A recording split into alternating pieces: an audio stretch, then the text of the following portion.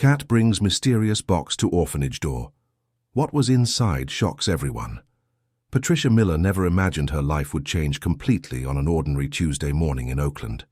For 22 years, she had been running St. Joseph's Home, a small orphanage that housed 17 vulnerable children and teenagers.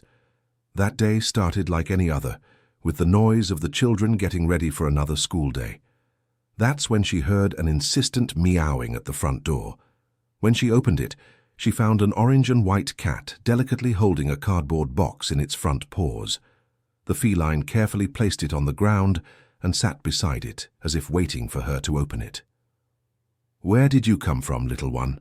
murmured Patricia, bending down to examine the box.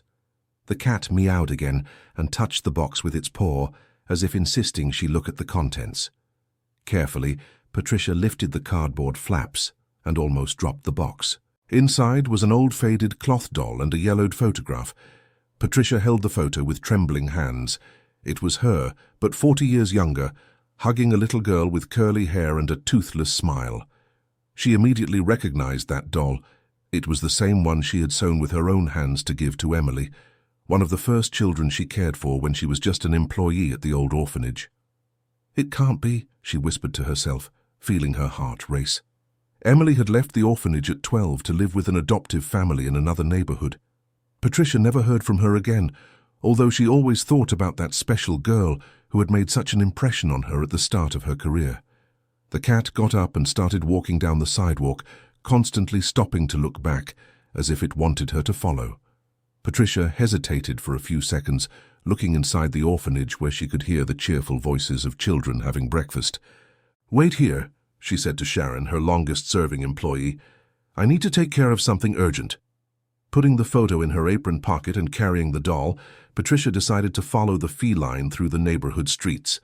The cat walked with determination, always checking if she was still following, going down streets she knew well, but had never walked with such anxiety in her chest. Dear listener, if you're enjoying the story, please take a moment to like the video and especially to subscribe to the channel. It really helps us out as we're just getting started. Now, back to the story. After 15 minutes of walking, the cat stopped in front of a simple house with exposed brick, a small garden in front, and a porch where a rocking chair moved gently in the morning breeze. Sitting in the chair was a woman of about 50, too thin, with graying hair tied in a loose bun and tired eyes that seemed to have cried a lot. When the woman looked up and saw Patricia approaching, her eyes widened with surprise and emotion. "I knew you would come," the woman said in a hoarse voice. "Ginger always keeps his promises." "Emily?" asked Patricia, still not quite believing it. "Is it really you?" The woman nodded and tried to get up from the chair, but her legs seemed weak. Patricia rushed to help her, noticing how pale and fragile she was. "Aunt Patricia, I've dreamed of this moment so many times," said Emily, holding Patricia's hands tightly. "I always wanted to look for you, to thank you for everything you did for me, but I never had the courage. My dear, how did you find me? And this cat?" "Ginger showed up here 2 weeks ago. I was very sick, almost without hope, when he arrived meowing at my door. It seemed like he knew exactly what I needed to do." Emily petted the feline, who was rubbing against her legs. "It was him who gave me the strength to prepare that box." "I knew you would recognize the Hope doll." Patricia smiled through her tears. Hope had been the name Emily gave to the rag doll so many years ago. "But how did he know where to find me?" asked Patricia, still perplexed. "I can't explain it. I just know that ever since he arrived, I felt it was time to settle some unfinished business in my life." Emily paused, breathing with difficulty. "Aunt Patricia, I need your help. It's not for me. It's for my granddaughter, Olivia." At that moment, a teenager of about 15 appeared at the front door. She was tall for her age, thin, with the same curly hair that Emily had as a child, but her eyes held a deep sadness that didn't match her youth. "Grandma, who is this lady?" asked the girl, looking suspiciously at Patricia. "Liv, come here. This is Aunt Patricia, the one I've always told you about. She's the one who took care of me when I was a child at the orphanage." Olivia's expression changed immediately. She had grown up hearing stories about the woman who had been like a mother to her grandmother during her early years. "You're real?" asked Olivia, approaching timidly. "Grandma talks about you so much that I had started to think you were just a fantasy of hers." Patricia felt her heart tighten at the distrust in the girl's voice, as if she was used to being let down by adults. "I am real, dear. And you are even more beautiful than your grandmother always said in the letters she sent me." "What letters?" asked Olivia, confused. Emily looked away, ashamed. "I never sent the letters, Liv. I wrote them, but I never had the courage to mail them. They're all kept in a box in my room." An awkward silence fell between the three of them. The cat Ginger meowed softly and headed inside the house, as if inviting everyone to come in. "Why don't we talk inside?" suggested Emily. "I have a lot to explain." The house was small but cozy, decorated with antique furniture and many family photographs hanging on the walls. Patricia noticed several pictures of Olivia at different ages, always next to Emily, but few with other people. "Where are Olivia's parents?" asked Patricia delicately as they sat down in the small living room. Emily's face closed up and Olivia looked down, nervously picking at her nails. "My daughter Jennifer passed away when Olivia was just 3 years old. Problems with substances. She couldn't overcome them." Emily took a deep breath before continuing. "Liv's father never took responsibility, so it's been just the two of us all these years." "And now?" asked Patricia, sensing there was more to the story. "Now I'm sick, Aunt Patricia. The doctors say I don't have much time left, and I have nowhere for Olivia to go when I'm gone." Olivia abruptly stood up from her chair. "Grandma, don't talk like that. You'll get better. The doctors could be wrong." "Honey, we need to be realistic." Emily held her granddaughter's hand affectionately. "That's why I asked Ginger to take that box to Aunt Patricia. I know she can take care of you better than anyone else in this world." Patricia felt as if the floor had disappeared from under her feet.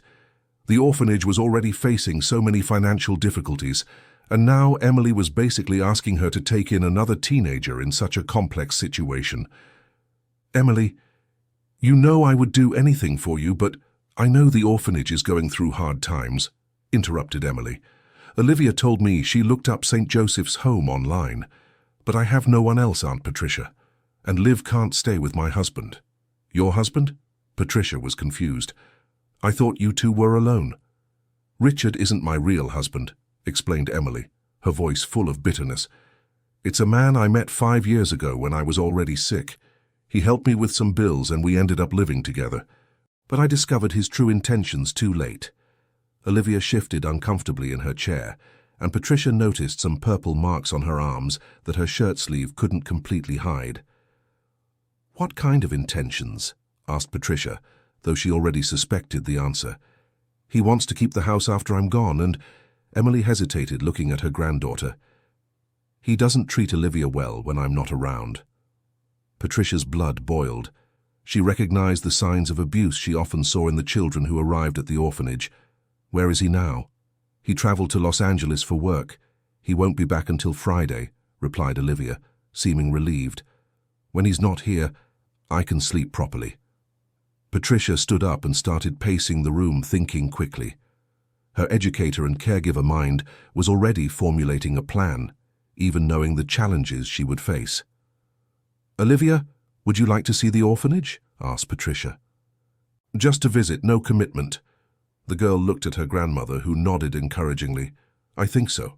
Grandma always spoke very highly of it." "Then it's decided. Emily, you come too.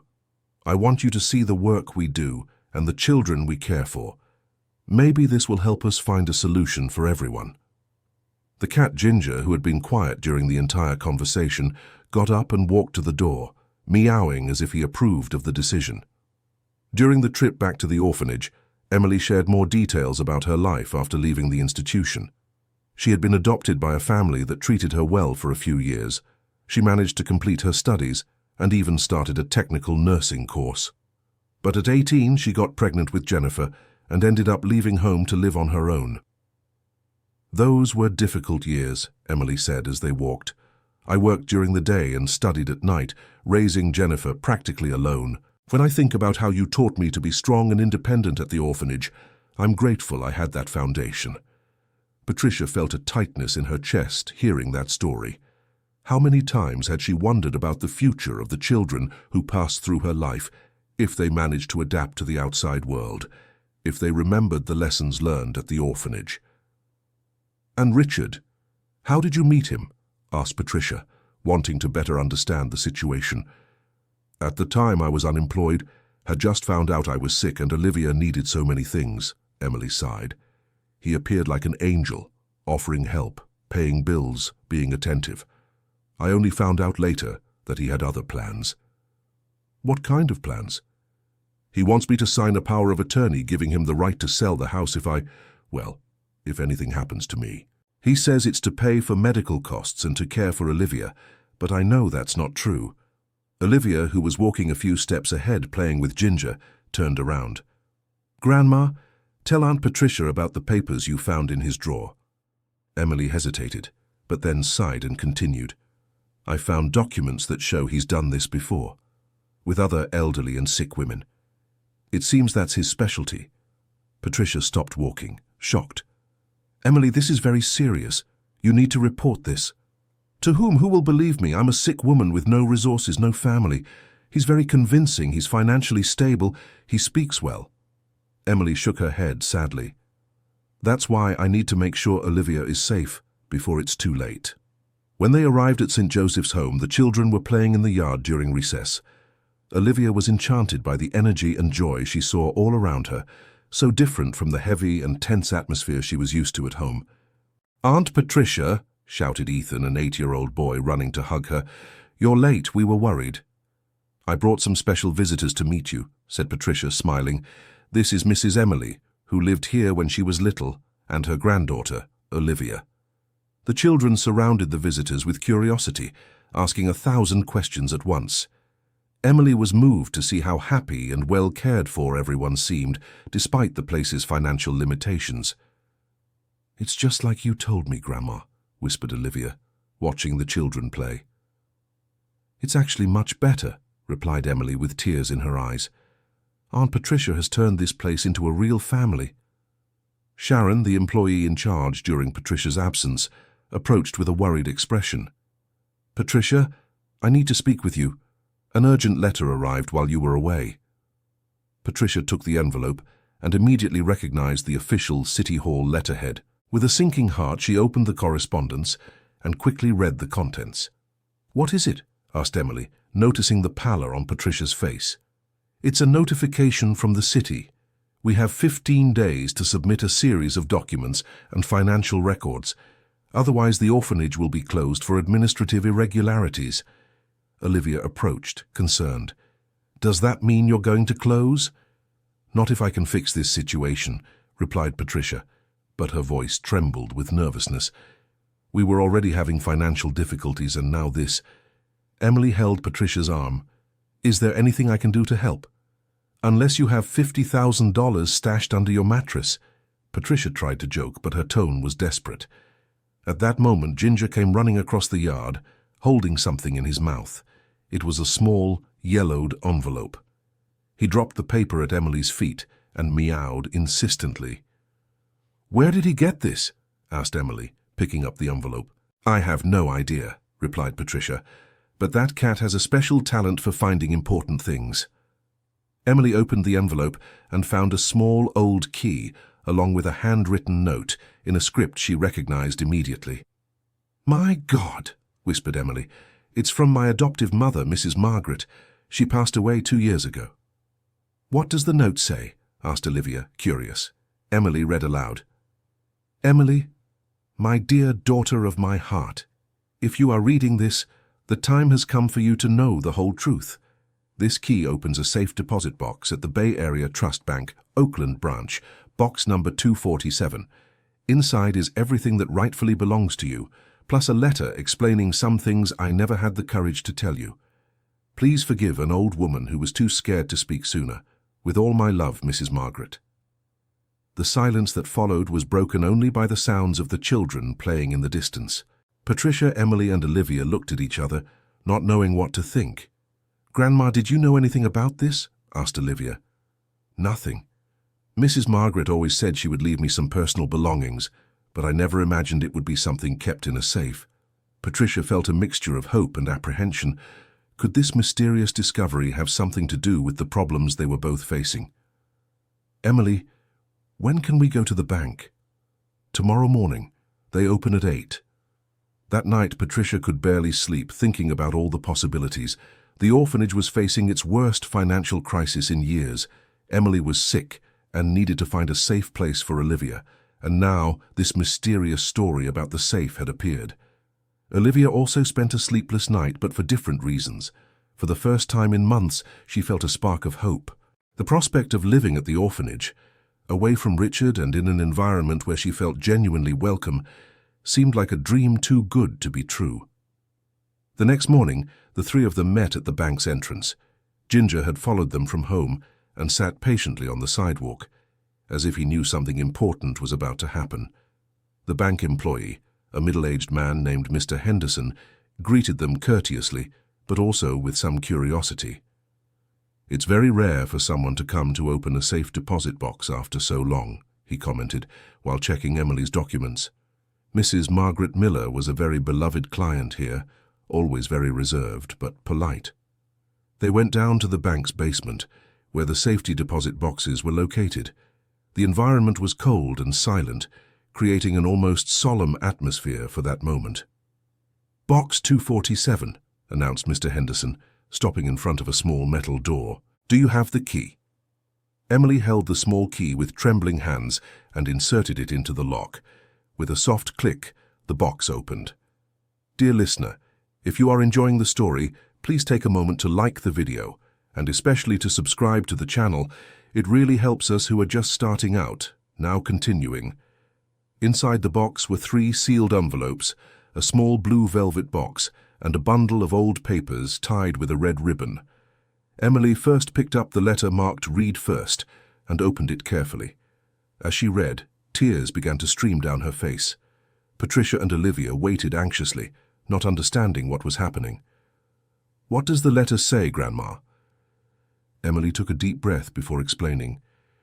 "Mrs. Margaret wasn't just my adoptive mother. She was my biological grandmother." Her voice trembled with emotion. "My mother, her daughter, left me at the orphanage when I was a baby because she was very young and couldn't manage. Mrs. Margaret looked for me years later and adopted me without ever revealing the truth." Patricia held Emily's hand, understanding the depth of that revelation. "And what else does the letter say?" "That she always saved money thinking about my future and the future of my descendants." Emily picked up the second envelope. "This here are the deeds to a property in downtown Oakland that belonged to our family for generations." The small velvet box contained some antique jewelry and a small fortune in gold coins. But it was the third envelope that had the greatest impact. "These are capitalization bonds and financial investments," explained Mr. Henderson, examining the papers. "Judging by the date, they must have earned quite a bit over these years." "How much do you think all this is worth?" asked Olivia, impressed. The employee did some quick calculations on a calculator. "Not counting the property, which would need a professional appraisal, I'd say we're talking about at least $200,000. Emily almost fainted. Patricia had to hold her friend's arm to keep her from falling. $200,000, repeated Emily, incredulous. "Perhaps more. These bonds are from when interest rates were very high, and the downtown property could be worth much more than that." They left the bank in a state of shock. Emily carried a bag with all the documents and the jewelry, still not completely believing what had happened. "Grandma, does this mean our problems are over?" asked Olivia, hopeful. "Not just our problems, dear," replied Emily, looking at Patricia. "Aunt Patricia, you saved my life when I was a child, and now perhaps I can return the favor." Patricia shook her head, moved. "Emily, you don't owe me anything. I did what anyone would do." "That's not true, and you know it." Emily stopped walking and held Patricia's hands. "How many people have passed through my life and never gave me the affection, the security, and the values that you gave me? Now it's my turn to help." At that moment, Ginger came running toward them, meowing loudly and excitedly. He seemed to be trying to draw attention to something urgent.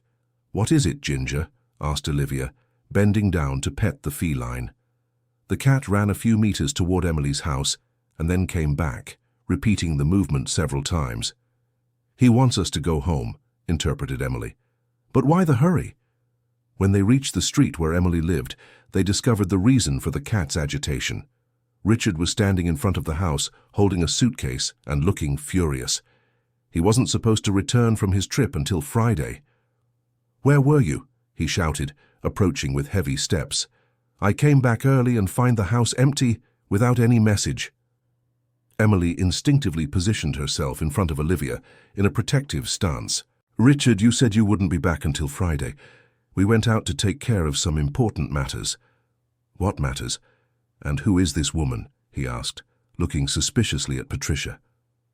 "I'm Patricia Miller, the director of the orphanage where Emily lived as a child," replied Patricia calmly, but moving into a defensive position. Richard laughed scornfully. "Oh, so you're the famous Aunt Patricia that Emily never stops talking about." His tone was loaded with irony and contempt. "I had a feeling you would show up to complicate things." "Complicate what?" asked Emily, confused. "Emily, we have unfinished business to take care of." Richard moved closer, completely ignoring the presence of Patricia and Olivia. "You still haven't signed those papers I left prepared, and I'm not going to sign," replied Emily, with a firmness that surprised everyone, including herself. Richard's expression changed instantly. The man who always presented himself as charming and caring revealed his true face. "What do you mean you're not going to sign? You owe me this, Emily. Who took care of you when you were sick? Who paid your bills when you had no money? And who mistreated my granddaughter when I wasn't looking?" countered Emily, surprising Richard with that direct accusation. "What are you talking about? I always treated Olivia well." "That's a lie!" shouted Olivia, finding the courage to confront him for the first time. "You pushed me, called me names, said I was a burden on Grandma's life." Richard looked around, realizing the argument was attracting the neighbors' attention. Some people had already come to their windows and doors to watch the commotion. "Let's discuss this inside," he said, trying to regain a more controlled tone. "No," Emily replied categorically. "You are no longer welcome in my house." "Your house?" Richard laughed bitterly. "Emily, have you forgotten who paid the overdue mortgage last year? Technically, this house is also mine." Patricia moved closer to Emily. "Do you want me to call someone for help?" "No need to call anyone," Richard intervened. "Emily knows she needs me. A sick woman with no money, with a teenager to raise. Do you really think you can manage on your own?" It was at that moment that Emily smiled for the first time since Richard had arrived. "You know, Richard, you're right. I really was in a difficult situation when I met you." She opened her purse and showed some of the documents she had brought from the bank. "But things changed quite a bit today." Richard looked at the papers without understanding what they were. "I discovered that my family left me a considerable inheritance, so I no longer need your financial help." Emily took Olivia's hand. "And I also discovered that there are people willing to care for my granddaughter with the affection she deserves." Richard's expression transformed into a mixture of anger and desperation. He had lost the only leverage he had over Emily. "You're bluffing," he said, but his voice no longer sounded so convincing. "Want to bet?" Emily headed into the house. "I'll get your belongings and you can leave right now." Richard tried to follow her, but Patricia positioned herself in his path.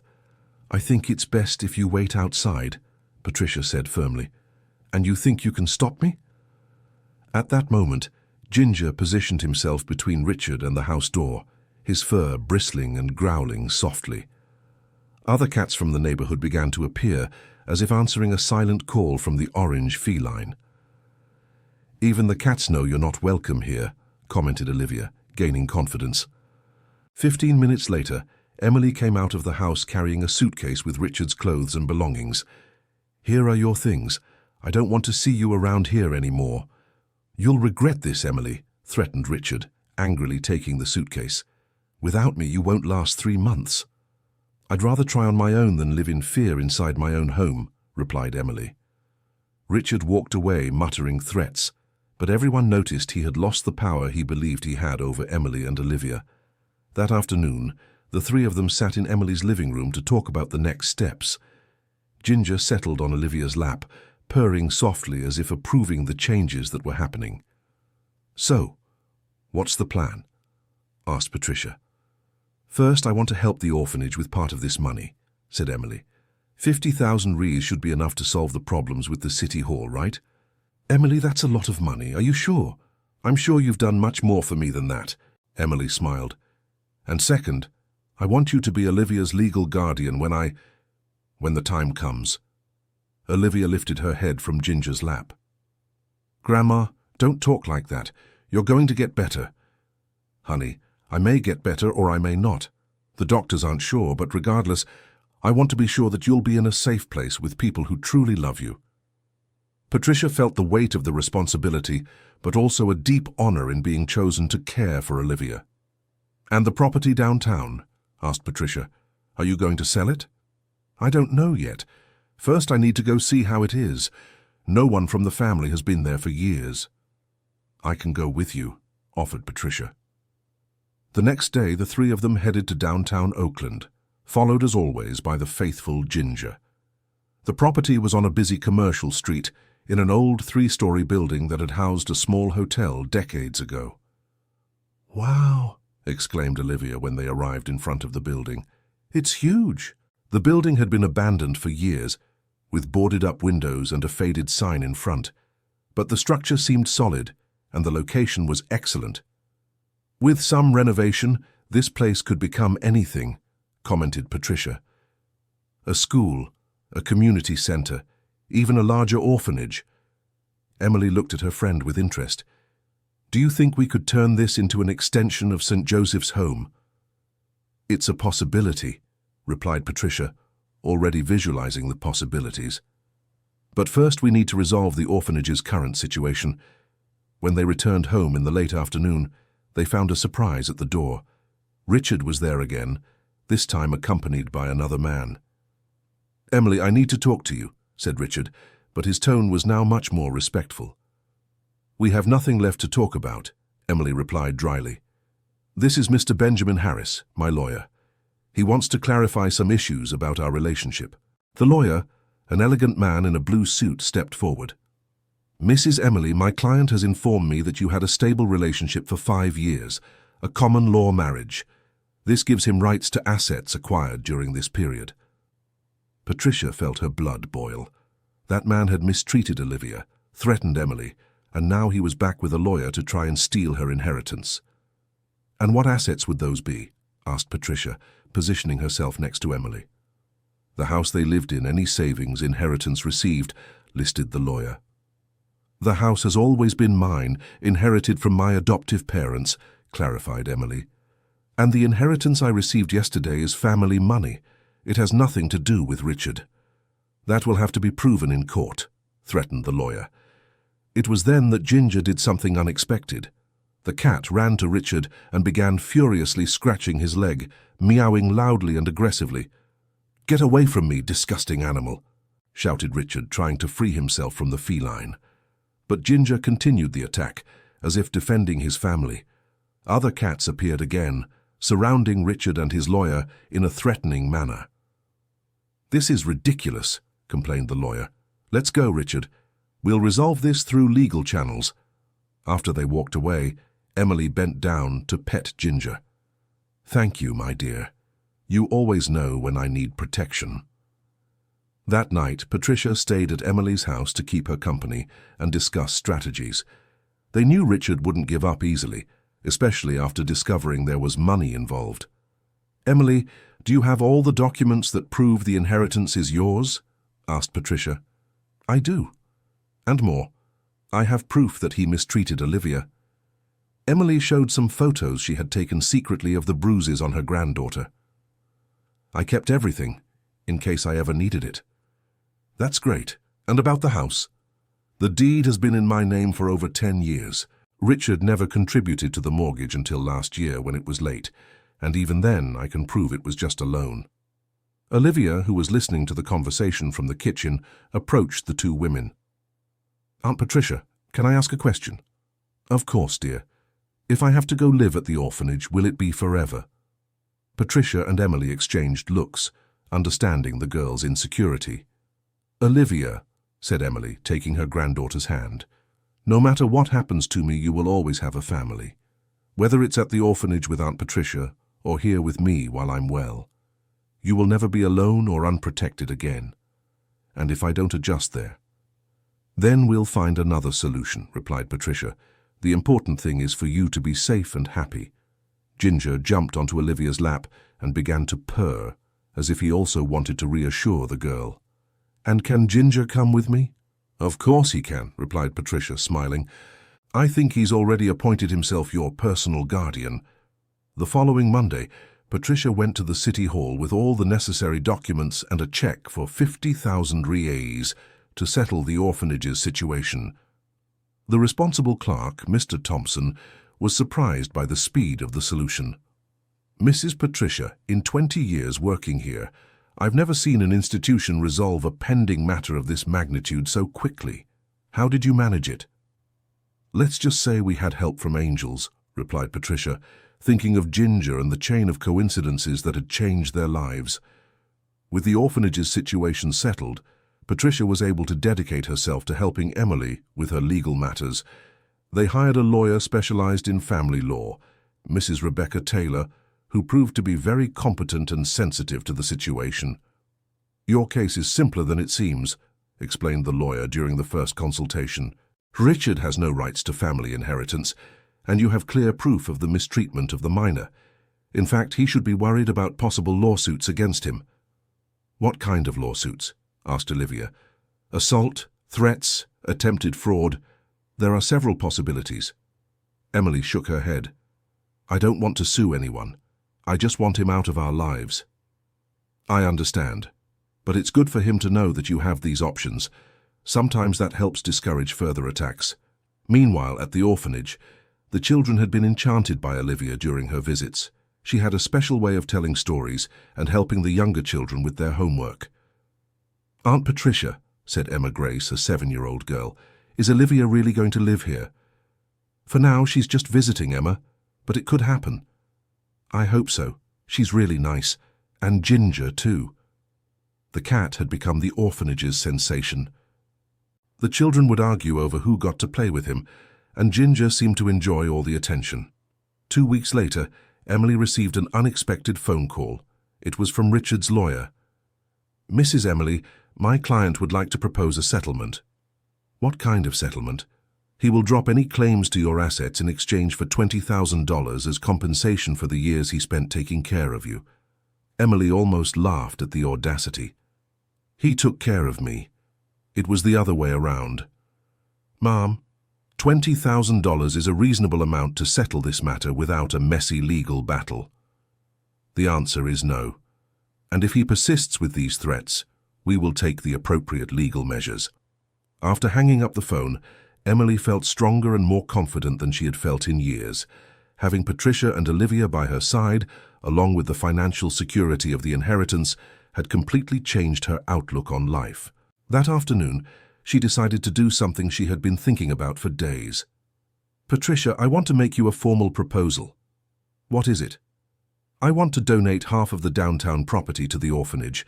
That way you can expand your services and help more children. Patricia was speechless. Emily, that's too much. It's a very valuable asset. And what's the point of having assets if I can't use them to help those in need? Emily smiled. Besides, it's my way of ensuring there will always be a safe place for Olivia and for other children like her. But what if you need that money for your treatment? I've already set aside a sufficient amount for that. And Patricia, even if I recover completely, this is the use I want for my family's inheritance. Olivia, who was listening to the conversation, ran to hug her grandmother.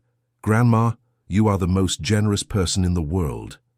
I learned that from Aunt Patricia, replied Emily, returning the hug.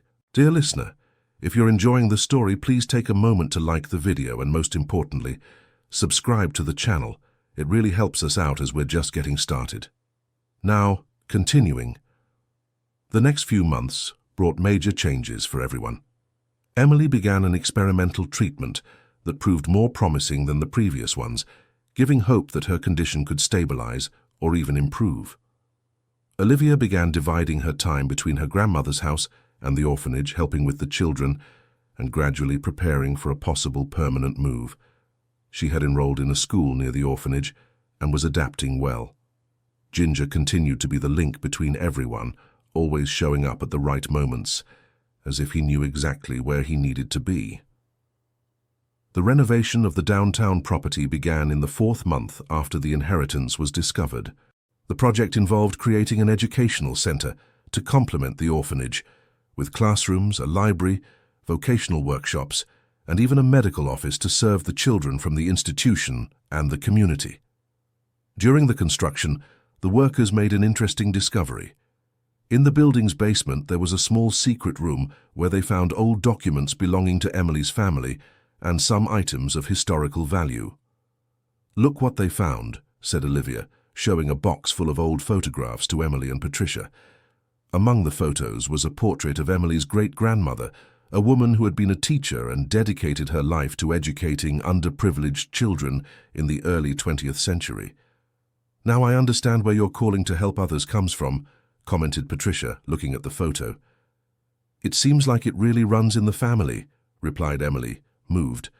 6 months after the discovery of the inheritance, St. Joseph's Home was a completely transformed institution. With sufficient funds and the prospect of the new headquarters downtown, Patricia was able to hire more qualified staff and significantly improve the services offered to the children.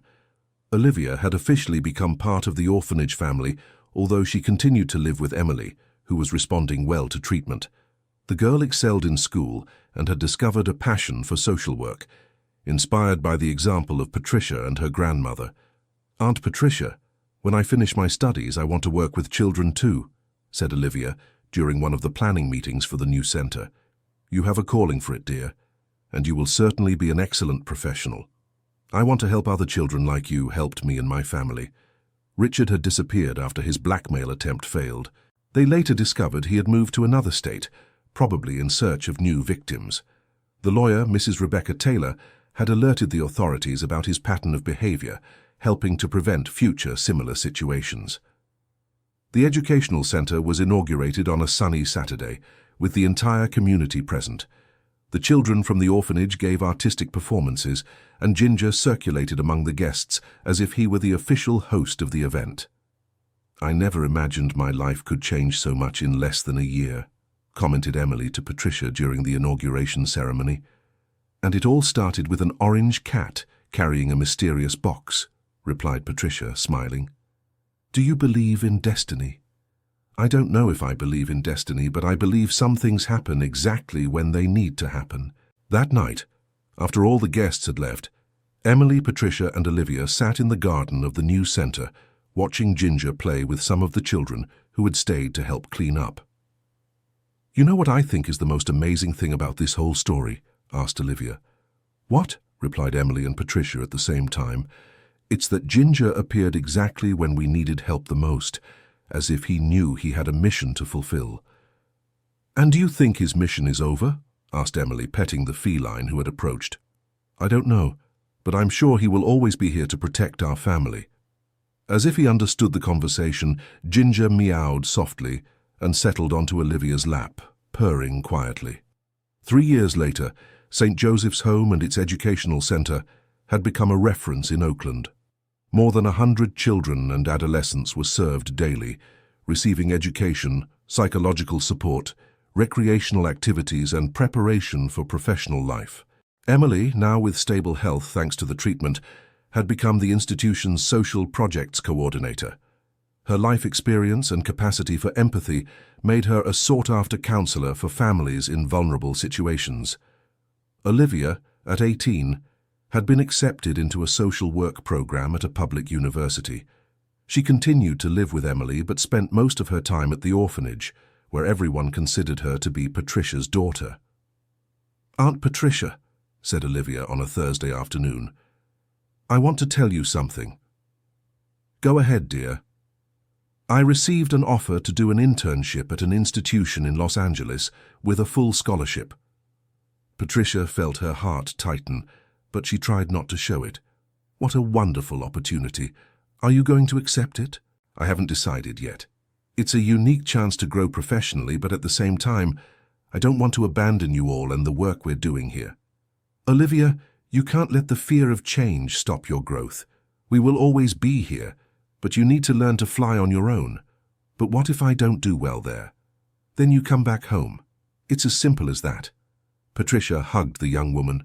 But if you don't try, you'll never know what you're capable of. That night, Olivia talked at length with Emily about the proposal.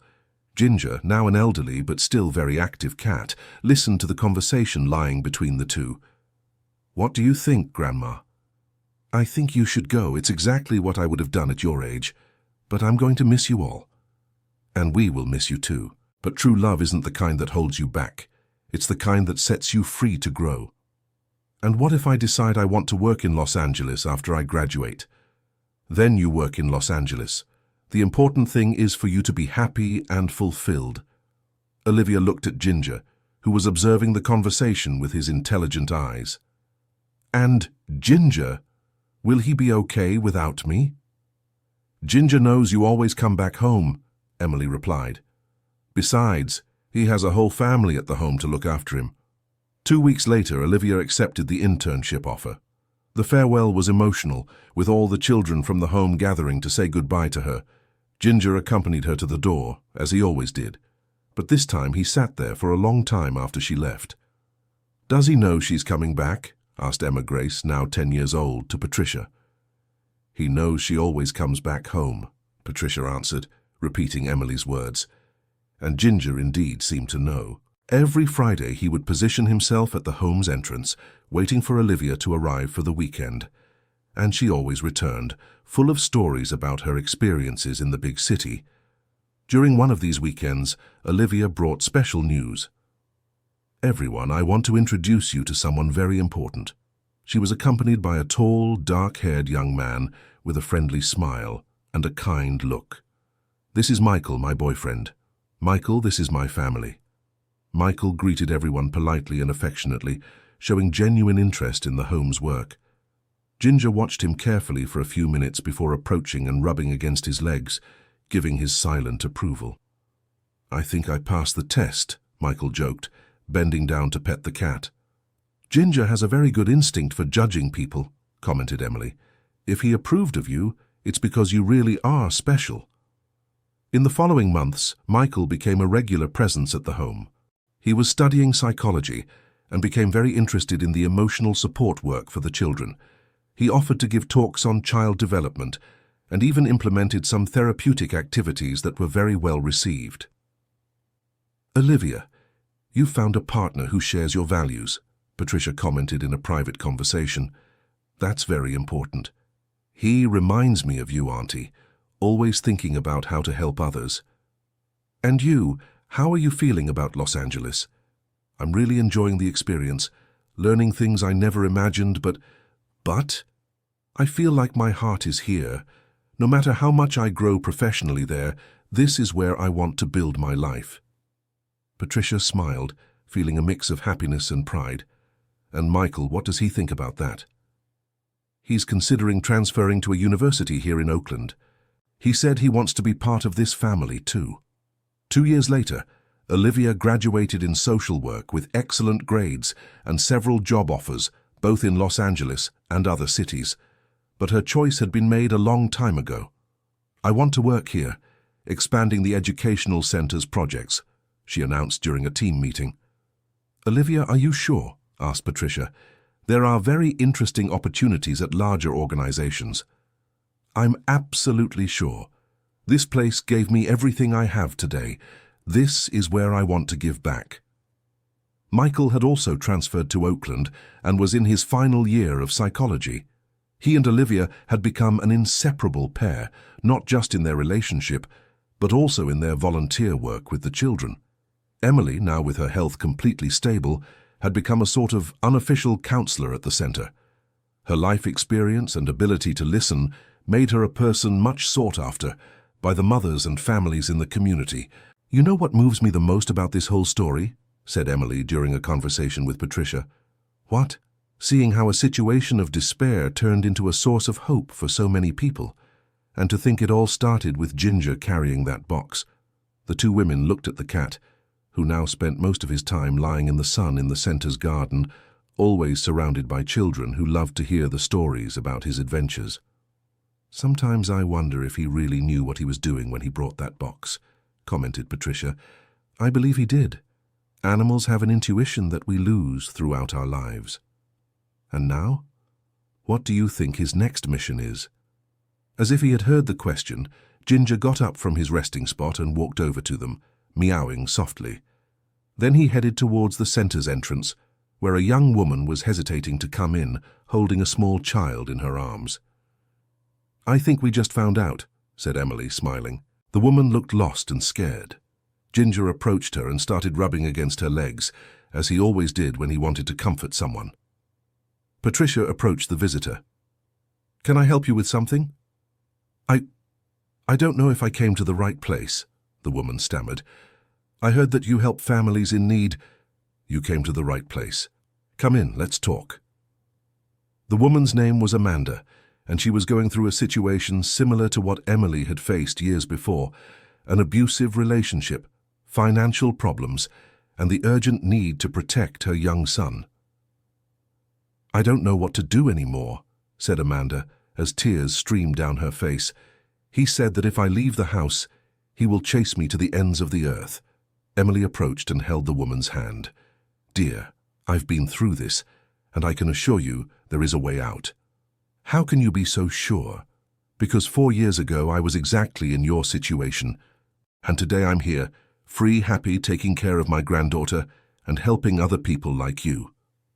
Amanda looked around, seeing the children playing happily, the caring and affectionate staff, the warm and safe environment. "Can you help me?" "Of course we can," replied Patricia. "That's exactly why we exist." During the following weeks, Amanda and her son Ethan started coming to the center daily. The 4-year-old boy quickly adapted to the activities and made friends with several children. Ginger became his special companion, always nearby when he needed extra affection.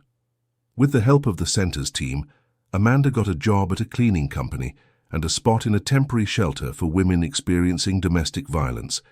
It wasn't easy to break free from the abusive relationship, but with psychological and legal support, she managed to free herself. "Aunt Emily," said Ethan one afternoon, playing in the garden with Ginger, "why does the kitty always stay near me?" "Because he knows you're a special child who deserves lots of affection," replied Emily. "Did he know I was sad?" Animals can sense when we need a friend. 6 months later, Amanda had settled into her own home, and Ethan was attending a regular school while still participating in the activities at the educational center. "I'll never be able to thank you enough for everything you've done for us," said Amanda during one of the follow-up meetings. "The best way to thank us is by being happy and helping other people when you can," replied Olivia, who had permanently returned from Los Angeles and taken over the coordination of the new social projects. "And there's a way you can help right now," added Emily. "How?" "By sharing your story with other women who are going through what you went through, showing them it's possible to get out of that situation." Amanda accepted the proposal and became one of the center's volunteer speakers, sharing her experience in meetings with support groups for women in vulnerable situations. Ethan grew up attending the center and developed a special bond with Ginger. When the cat began showing signs of old age, the boy became his most dedicated caregiver.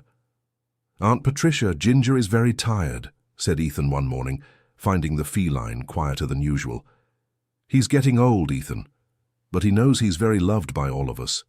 Is he going to pass away like my grandmother did?"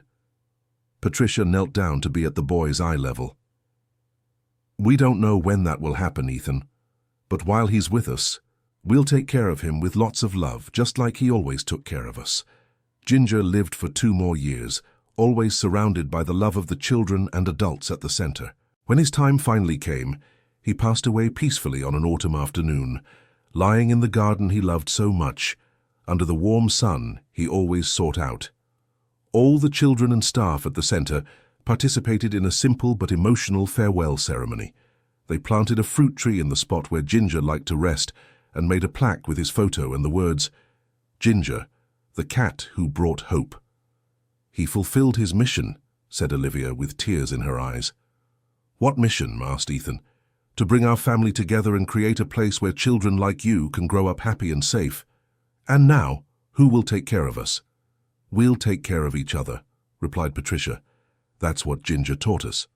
1 week after Ginger's passing, something extraordinary happened. A pregnant cat appeared in the center's garden, exactly where the tree had been planted in memory of the orange feline. She was small, calico, and seemed to be looking for a safe place to have her kittens. "Look," said Emily to Patricia, "it seems like Ginger sent a replacement." The cat, who was lovingly named Hope, gave birth to 4 kittens at the center. One of them, curiously, was orange and white, almost identical to Ginger. "This one will be the new guardian of this place," said Ethan, picking up the orange kitten. "I'll call him Ginger Jr." And so it was. Ginger Jr. grew up at the educational center, developing the same protective and caring personality as his predecessor.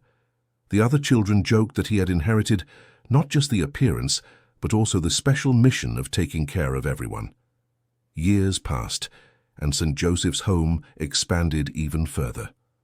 Olivia and Michael married in a simple ceremony in the center's garden, with all the children participating as attendants. Emily, now the surrogate grandmother to dozens of children, became the unofficial matriarch of the large family that had formed. Patricia, at 65 years old, continued to run the institution with the same enthusiasm as her first day, but now had a solid and committed team that would ensure the work continued even when it was time for her to retire. "Aunt Patricia," said Olivia on a Saturday afternoon, "I have some news to share." "What news?" "I'm pregnant." The news spread quickly through the center, creating a wave of joy and anticipation. All the children wanted to help take care of the baby that was about to arrive, and they were already making plans about how to teach him or her everything about the history of the place. "Will it be a boy or a girl?" asked Emma Grace, now a 15-year-old teenager who helped as a monitor for the younger children. "We don't know yet, but whatever it is, he or she will grow up here as part of this family." "And will he or she learn about Ginger's story?" "Of course. Every child who comes through here needs to know how it all began." The baby was born on a spring morning, a healthy, pink little boy who was named Noah, in honor of the first boy that Emily had helped at the orphanage decades ago. Ginger Jr. became his personal guardian, always sleeping near the crib and alerting the adults when something was wrong. "Look at that," commented Michael, watching the cat care for the baby. "The tradition continues." "It's like a chain of protection that never breaks," replied Olivia. When Noah turned 2, he began walking through the halls of the center as if it were his home, which in fact it was. The older children treated him like a younger brother, teaching him all about how the place worked and telling him stories about the days of the original Ginger. Emily, now in her 60s, enjoyed watching her honorary grandson grow up surrounded by so much love and care. Her health remained stable, and she stayed active by participating in all the center's projects.